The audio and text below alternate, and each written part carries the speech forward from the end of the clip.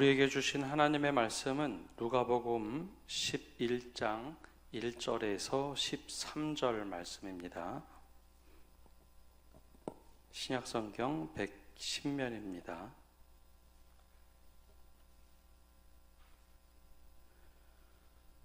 우리 1절에서 13절의 말씀 한 절씩 교독하겠습니다.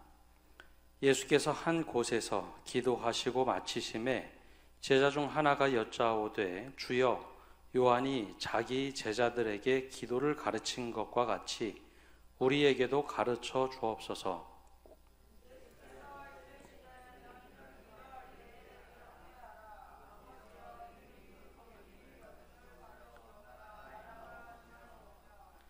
우리에게 날마다 일용할 양식을 주시옵고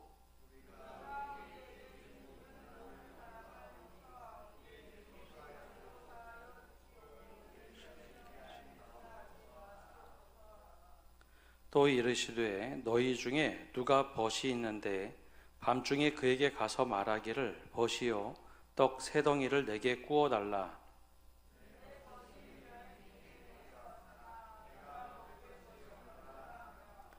그가 안에서 대답하여 이르되 나를 괴롭게 하지 말라. 문이 이미 닫혔고 아이들이 나와 함께 침실에 누웠으니 일어나 내게 줄 수가 없노라 하겠느냐.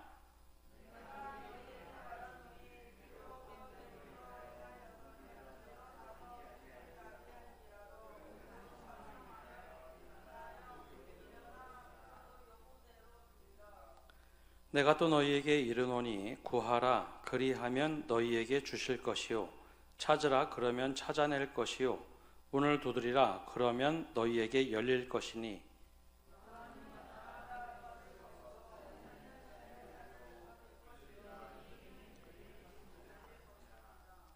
너희 중에 아버지 된 자로서 누가 아들이 생선을 달라 하는데 생선 대신에 뱀을 주며 함께 읽겠습니다. 너희가 악할지라도 좋은 것을 자식에게 줄 알거든 하물며 너희 하늘 아버지께서 구하는 자에게 성령을 주시지 않겠느냐 하시니라. 아멘. 오늘 21대 대통령이 새롭게 취임을 했습니다. 지금까지는 우리가 원하는 바를 기도했다면 이제부터는 하나님께서 우리나라를 이렇게 인도하여 달라고 또 대통령이 하나님을 믿건 안 믿건 또 고레스와 같이 하나님의 뜻을 이루는 또 하나님의 공의와 정의를 이루어가는 대통령이 되도록 우리가 늘 기도하고 또 믿음의 눈으로 바라보고 또 견제할 것은 견제하고 또 도와줄 것은 도와주는 우리 성도들 되시기를 바랍니다. 장신대 다닐 때 채플실 안에서 기도하던 분들이 참 많았습니다. 보통 두 번의 시간이 사람들이 몰리는 시간인데 하나는 기숙사에 살던 분들이 채플이 끝나고 새벽 기도회가 끝나고 채플실에서 남아서 기도할 때입니다. 전체 불이 소등이 되지만 기도불 몇 개 켜놓은 상태에서 본당에서 기도하는 분들이 많았습니다. 또 매일 화요일부터 금요일까지 있는 11시 15분에 시작하는 채플이 끝나면 금식하며 기도하는 분들이 의외로 많았습니다. 물론 이제 식사하고 나서 기도하는 분들도 있었지만 그 시간이 기도하는 분들이 참 많았습니다. 기도하는 채플실에 가 있다 보면 의자에 앉아서 기도하는 이 예배당 구조와 똑같은데요. 그렇게 의자에 앉아서 기도하는 분도 있지만 의도적으로 무릎 꿇고 기도하는 분들도 있습니다. 또 어떤 분들은 일어서서 두 손을 번쩍 들고 큰 소리로 통성으로 기도하는 분들도 있습니다. 어떤 분들은 큰 소리로 오랫동안 기도하고 싶은데 다른 사람들이 좀 방해가 된다 싶으면 기도탑에 올라가서 기도하는 분들도 있었습니다. 근데 그곳에 기도하다 보면 여러 사람들의 기도 소리가 의도치 않게 들려옵니다. 근데 대부분 이제 간구의 기도를 하는데 어떤 분들의 경우에 아주 치열하게 하나님 앞에서 하나님의 뜻을 구하며 묻는 그런 기도를 드리는 분들이 있습니다. 보통은 간구의 기도를 하죠. 학비 문제 혹은 사역의 문제, 가정의 문제, 여러 가지의 내 간구를 가지고 기도하는데, 몇몇 분들은 정말 몸부림치면서 주님의 뜻이 무엇인지 알고 싶습니다 하면서 그렇게 기도하는 분들이 있습니다. 근데 그 기도를 탁 듣다 보면 가슴이 뭉클해집니다. 맞아, 원래 저렇게 기도해야 되는데, 그러면서 맞아, 기도는 원래 저렇게 해야지 라고 다시금 생각을 정리했던 시간들이 기억이 납니다. 기도라는 것은 우리의 신앙의 수준을 드러냅니다. 여러분, 기도에 간구만 가득하다라고 하면 내 신앙의 목표를 두고 간구의 기도를 통해서 응답받는다, 그렇게 기도를 하다 보면 신앙이 참 좋아지면 좋겠는데 좋아지는 경우가 그리 많지는 않습니다. 간구의 내용만 바뀌고 여전히 늘 우리는 간구 기도만 합니다. 그래서 이걸 달라고 요구하는 기도만 하죠.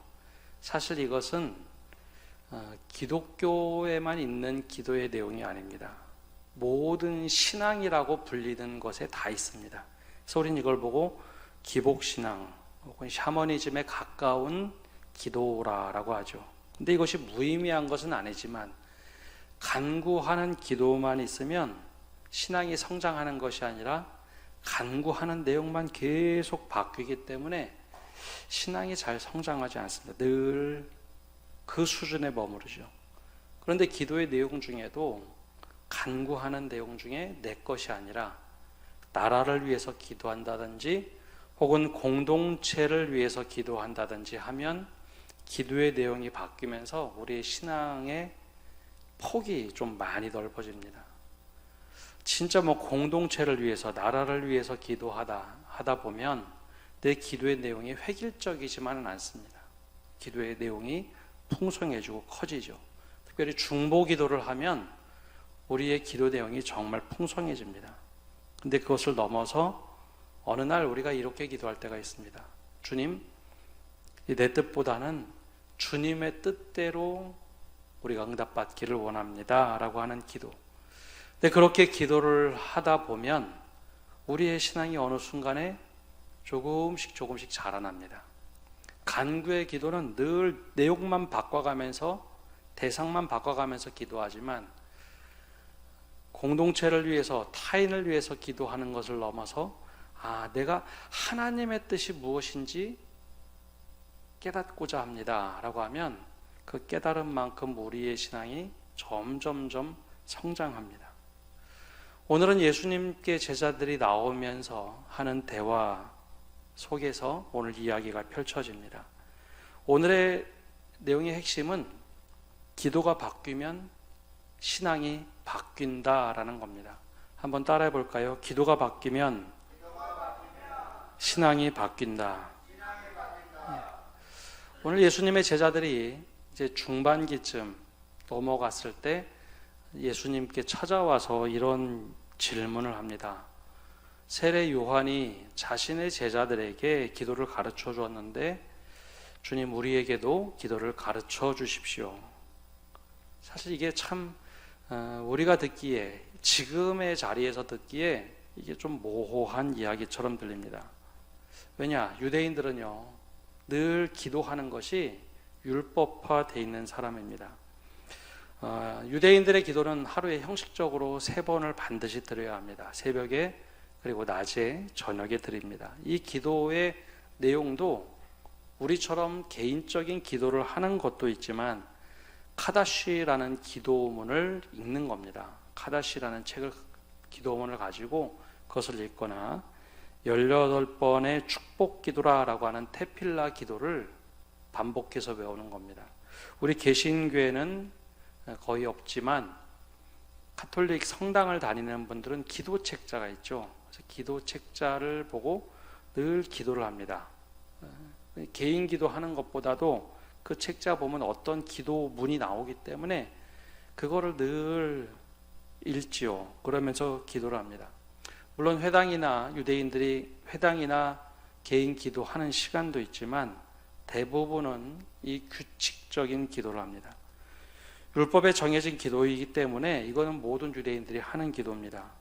그런데 세례 요한은 카다시나 축복 기도라고 하는 테필라 대신 다른 기도문을 좀 가르쳐 줬던 것 같습니다.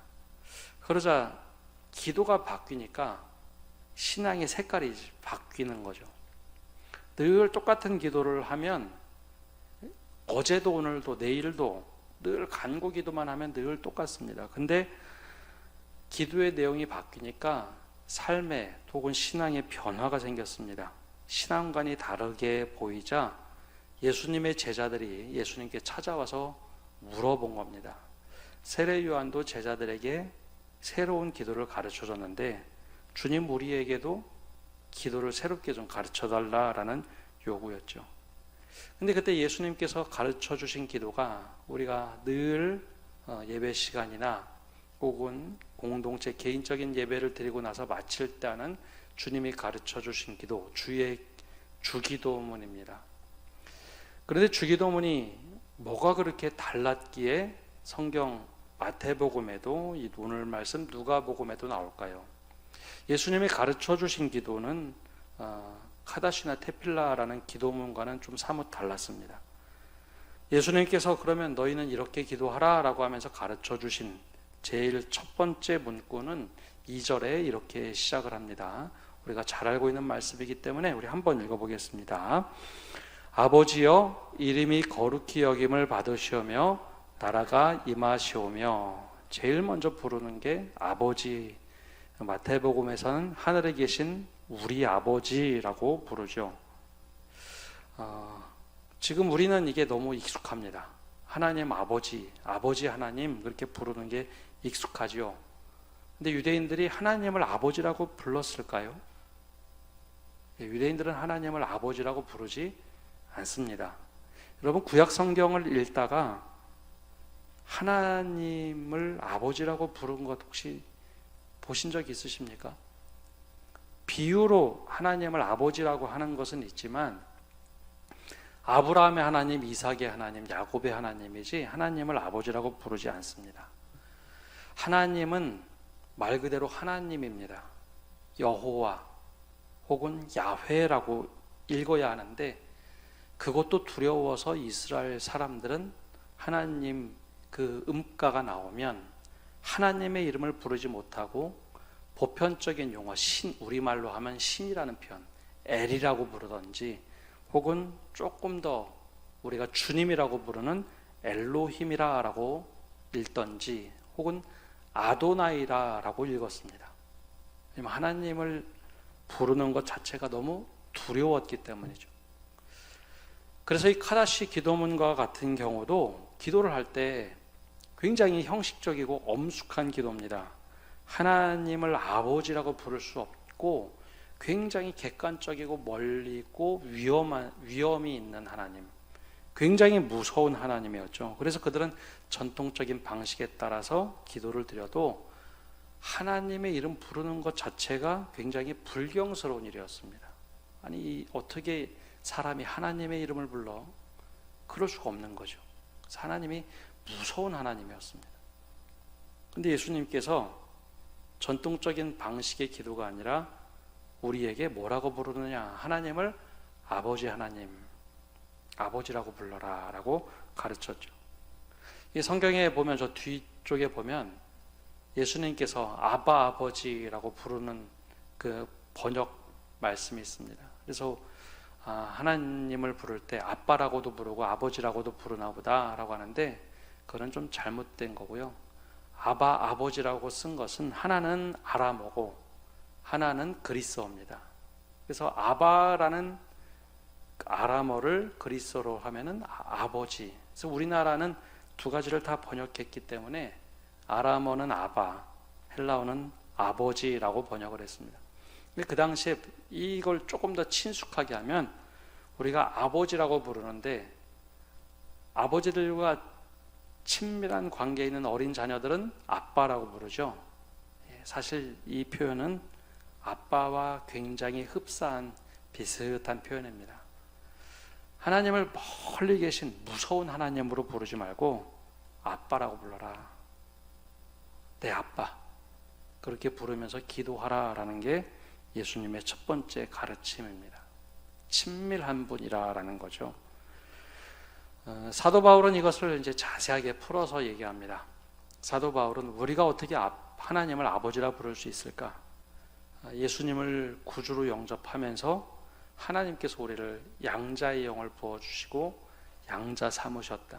그래서 하나님이 내 아빠가 되신다라고 사도 바울은 이렇게 해석을 해주죠.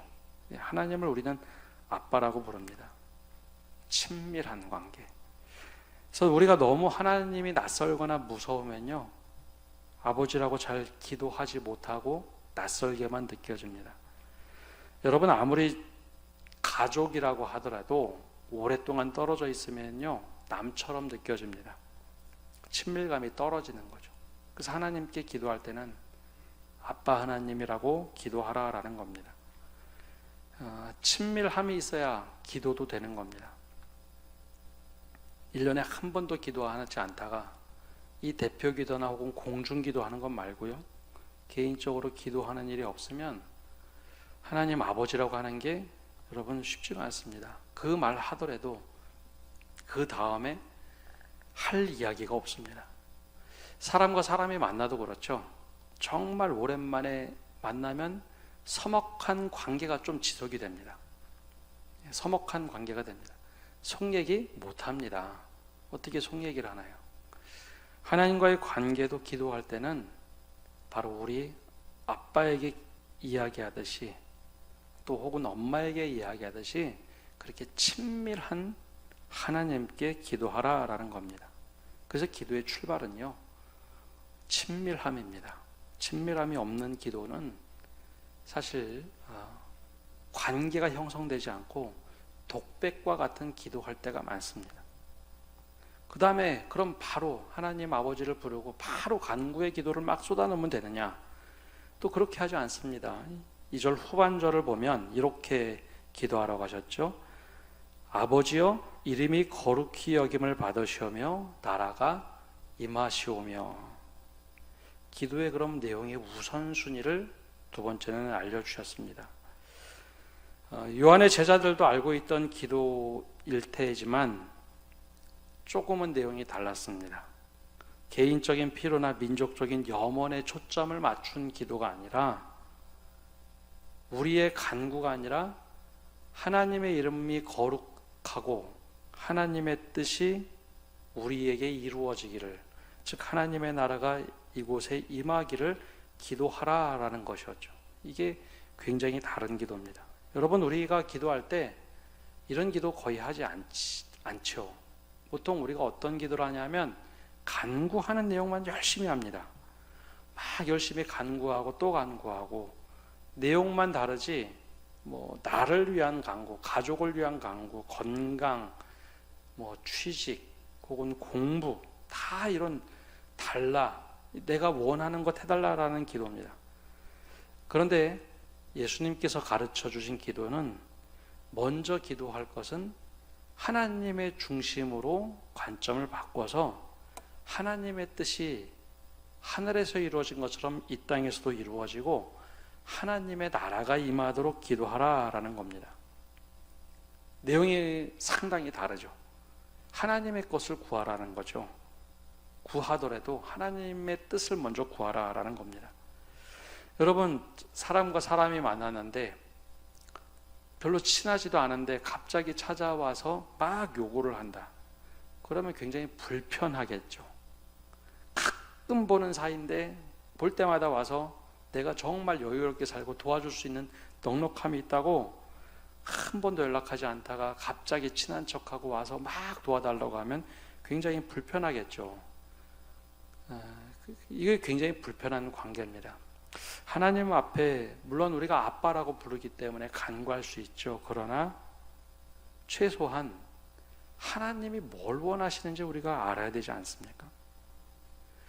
나는 하나님과 친밀하다고 생각하는데 친밀함은 전혀 없이 요구만 한다. 참 이상한 관계입니다. 그래서 내가 원하는 것 이전에 하나님께서 무엇을 원하시는지 물어보는 것. 그게 하나님의 뜻이 우리 안에 이루어지도록, 하나님의 나라가 이 땅에 이루어지도록 기도하라라는 겁니다. 근데 그거랑은 상관없이 무조건 나 도와주셔야 됩니다. 안 도와주시면 삐질 겁니다. 하나님을 준 협박하듯이 우리가 기도를 하죠. 근데 예수님께서 가르쳐 주신 기도는 유대인의 기도와는 좀 사뭇 다르게 하나님의 뜻이 이루어지도록, 하나님의 나라가 임하도록 기도하라라고 알려줍니다. 여기 출발이 사실 친밀함에서 출발합니다. 하나님, 내가 너무 하나님 사모하는데 하나님의 뜻이 여기에서 이루어지기를 원합니다. 그렇게 기도하라는 거죠. 그리고 나서 마지막 3절과 4절에는 간구의 기도를 하라라는 겁니다. 우리 3절과 4절 말씀 함께 읽어보겠습니다.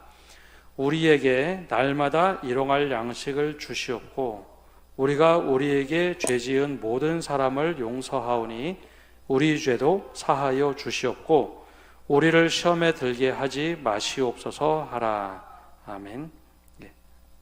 그 다음에 우리의 간구를 기도하라라는 겁니다. 일용할 양식을 달라고 기도하고 또 우리의 관계를 위해서, 하나님과 우리의 관계, 사람과 사람들의 관계를 위해서 기도하라라는 겁니다. 그러면 이때 우리는 기도를 생각할 때 그럼 어떠한 자세를 갖고 기도해야 될까? 그 생각을 합니다. 그럼 간구의 기도는 하면 안 되는가?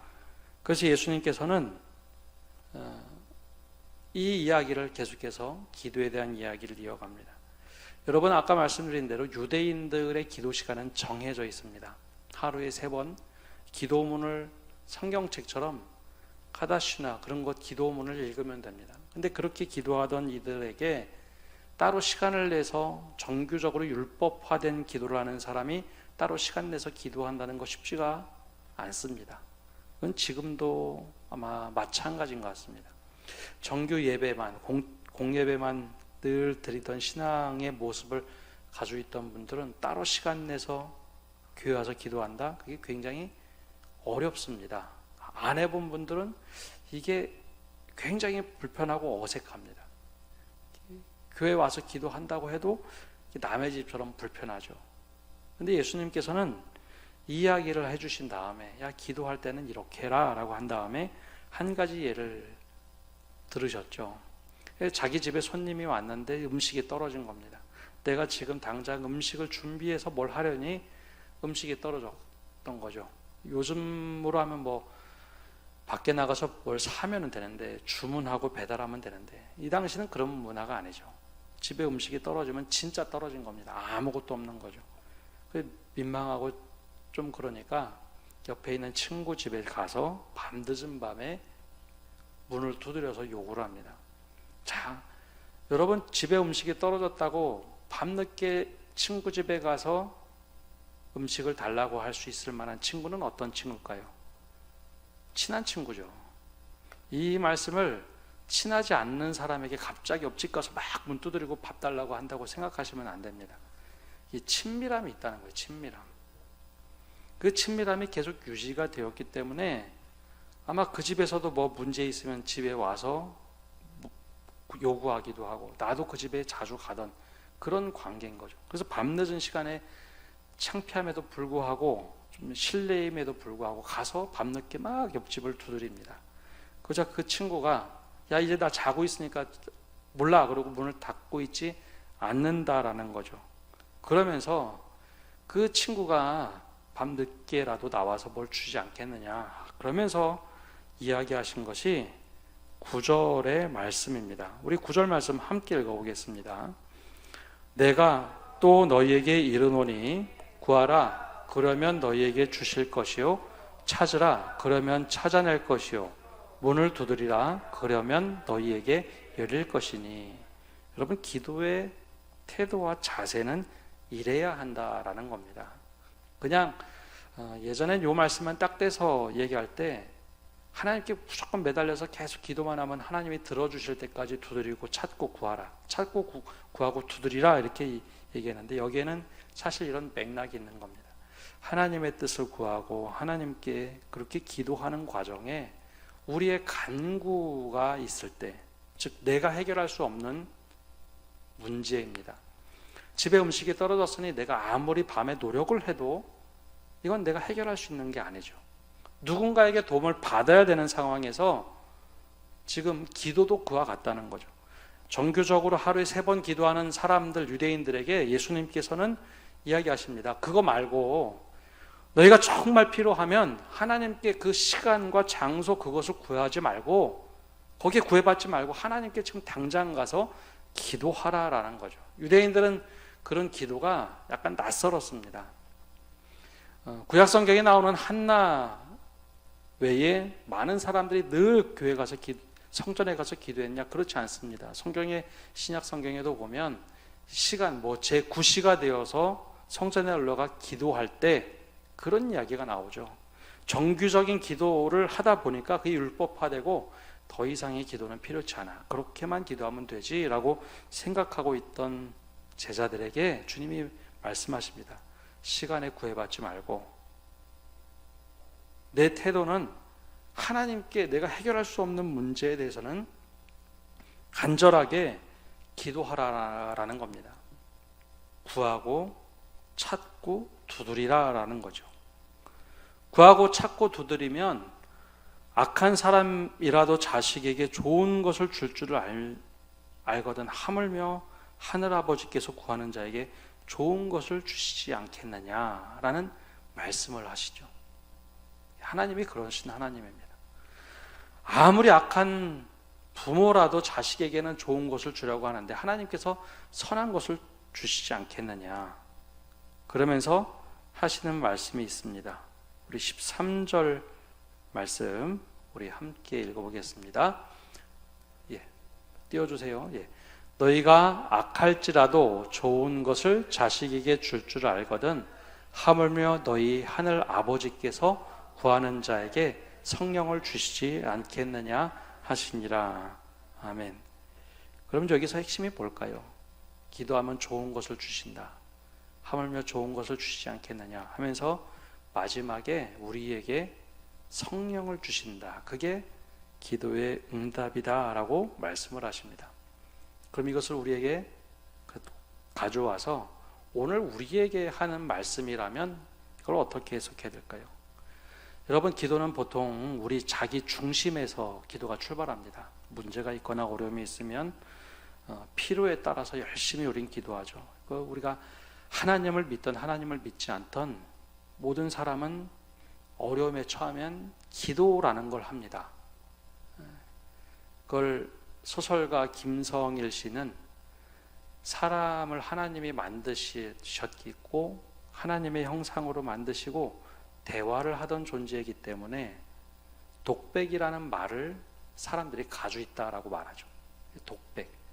어려움에 처하면 아무도 없는데 사람들이 중얼중얼하고 말을 합니다. 그런 경험이 있으시죠? 그 신앙을 가지고 있지 않던 어려우면 그냥 도와달라고 하는 게 사람입니다. 동물은 그러지 않지만 사람은 그럽니다. 처음에는 우리가 내 문제 때문에 내가 어려워서 기도하게 됩니다. 그런데 예수님께서 가르쳐 주신 기도에 의하면 그런 기도에서 출발은 할지 모르지만 그 다음에 친밀한 하나님을 부르면서 이제는 하나님의 중심으로 기도를 바꾸라라는 겁니다. 하나님의 이름을 구하고 하나님의 뜻을 구하고 하나님의 나라를 구하는 기도로 바꾸라라는 거죠. 처음에는 내 간구만 막 하면 됩니다. 근데 그 다음에 좀 넘어가면 하나님께서 뭘 원하십니까? 그 친밀함이 깊어지면 하나님의 나라가 이 자리에 임한다고 하는데 내가 어떻게 해야 되겠습니까? 그럼 기도의 내용이 바뀌면 우리의 신앙의 방향이 바뀌기 시작합니다. 기도의 내용이 바뀌면 우리가 바라보는 관점이 달라집니다. 내 간구가 잘 이루어지면 좋은 신앙 같은데 기도의 내용이 바뀌어서 먼저 그의 나라와 그의 의를 구하는 신앙이 되면요, 내 신앙의 관점도, 내 기도의 태도도 모든 것이 바뀌기 시작합니다. 때로는 기다릴 줄도 알고 하나님의 계획이 뭔지, 하나님의 뜻이 뭔지 생각하게 됩니다. 여러분, 간구 기도만 하면은요, 내 간구대로 되지 않으면 속상합니다. 근데 하나님의 뜻이 무엇인지 구하다 보면 하나님의 뜻을 구하는 신앙에는 자꾸 생각을 해야 되고 고민을 해야 되고 하나님의 뜻이 무엇인지 자꾸 묵상을 해야지 깨닫게 됩니다. 그럼 그때부터 신앙이 자라기 시작하죠. 간구가 이루어지지 않을 때는 속상하고 그냥 화만 납니다. 그런데 하나님의 뜻이 아니라고 내가 생각이 되고 때로는 고난을 받아도 여기에 하나님의 뜻이 있다고 분명하게 확신이 되면 그때는 고민 속에서 신앙이 자라기 시작합니다. 그 다음에 예수님께서는 그 기도를 다 가르쳐 주신 뒤에 마지막에 너희가 막 간구해봐라. 그럼 하나님께서 좋은 것 주실 텐데 그러면서 성령을 주신다라고 하죠. 마지막에는 성령 안에서 하는 기도입니다. 성령의 인도하심을 따라 사는 기도. 두 번째는 하나님의 뜻이 무엇인지 내가 찾는 기도였다면 마지막에는 성령의 인도하심을 따라서 내가 그걸 따라가는 기도입니다. 그때는 때론 내가 기도하지 못하면 성령이 말할 수 없는 탄식으로 나를 위해서 기도하는 성령을 경험하기도 하고 내가 뭐를 기도할지를 모를 때 성령께서 내 기도 제목을 깨닫게도 하십니다. 그러면서 우리가 하나님의 뜻을 점점 분별해 가는 거죠. 그게 주님께서 제자들에게 가르쳐 줬던 기도입니다. 우리가 무심코 주기도문 마치 주문처럼 늘 막 빨리빨리 기도를 합니다. 근데 하늘에 계신 아버지께 정말 우리가 아버지라고 부르는 아빠라고 부르는 하나님께 기도하고 하나님의 뜻이 하늘에서 이루어진 것처럼 이 땅에서도 이루어지고 하나님의 나라가 이루어지기를 기도하였다면 우리가 그렇게 살아가는 거죠. 지금 여기 하나님이 계십니다. 그러면 내가 어떻게 할까요? 제가 모시고 있던 목사님이 늘 자주 그런 말씀을 합니다. 주님 먼저 가시죠. 주님 이거 어떻게 될까요? 우리 다 같이 있는데도 종종 그런 말씀을 하시며 행동을 하십니다. 주님 이거 어떻게 될까요? 잠깐 기다려 봅시다. 주님이 어떻게 뭘 하라고 하시는지 좀 잠깐 멈춰서 보자고. 그게 바로 주님이 원하시는 기도를 하는 겁니다. 더 나아가서 성령께서 인도하시는 삶을 살아가는 것. 여러분, 이렇게 우리가 기도하고 그 기도대로 살아가면 우리의 삶이 바뀌기 시작합니다. 근데 늘 1단계에서 간구하는 기도만 하면 계속해서 나이에 따라서 어렸을 때는 어떤 도달해야 하는 거, 어떤 경쟁에서 이겨야 되는 거, 그것만 기도하죠. 건강의 문제를 기도하고 자녀의 문제를 기도하고 취직의 문제, 성공의 문제 다 우리가 얻는 것만 기도합니다. 근데 그거는요 계속 돌려가면서 기도하는 거지 신앙의 성장은 없습니다. 근데 하나님의 뜻을 구하기 시작하면 정말 치열하게 고민도 해야 되고 하나님의 뜻이 무엇인지 잘못 깨달아서 혹은 깨달았긴 하지만 주판을 튕겨가면서 이거 못하는데 그러면서 또 기도하면서 나를 쳐서 주님 앞에 복종시키는 것, 그때 신앙이 성장하고 더 나아가서 사도 바울이 얘기하는 것처럼 성령이 나를 이끌어서 내가 주체할 수 없는 길로 성령에 이끌려서 살아가는 삶, 이게 바로 기도입니다. 여러분, 우리가 기도에 어디쯤에 머물러 있습니까? 주님께서 우리에게 원하신 또 질문했을 때 가르쳐 주신 기도는 하나님께서 원하시는 삶을 살아가도록 기도하라라는 거였습니다. 오늘 어떤 기도를 드리시고 계십니까? 지금까지 우리가 원하는 것, 간구하는 것만 요구했다면 이제는 좀 더 나아가서 하나님의 뜻을 구하는 것, 하나님의 나라를 구하는 것, 더 나아가서 성령께 붙들려서 그 성령께서 주어주시는 기도 제목으로 기도하고 살아가는 것. 그럴 때 우리의 삶의 큰 변화뿐만 아니라 하나님이 하루하루 인도하시는 은혜를 경험하면서 사실 겁니다. 이 은혜가 우리 모두에게 충만하게 넘치기를 간절히 축복합니다. 기도하겠습니다. 사랑의 주님, 주님께서 제자들에게 가르쳐 주신 기도, 우리가 무심코 늘 따라하지만 그 기도가 우리의 삶을 변화시키고 그 기도대로 모범된 기도를 통해서 우리의 신앙이 변화가 되고 하나님의 자녀임을 늘 깨닫고 살아가게 하여 주시옵소서. 간구의 기도에서 하나님 중심의 기도로, 내 중심에서 하나님 중심으로, 그리고 성령 중심으로 기도가 늘 바뀌어가게 하시고 성령의 뜻대로 살아갈 수 있는 믿음과 결단을 허락하여 주옵소서. 예수님의 이름으로 기도합니다. 아멘.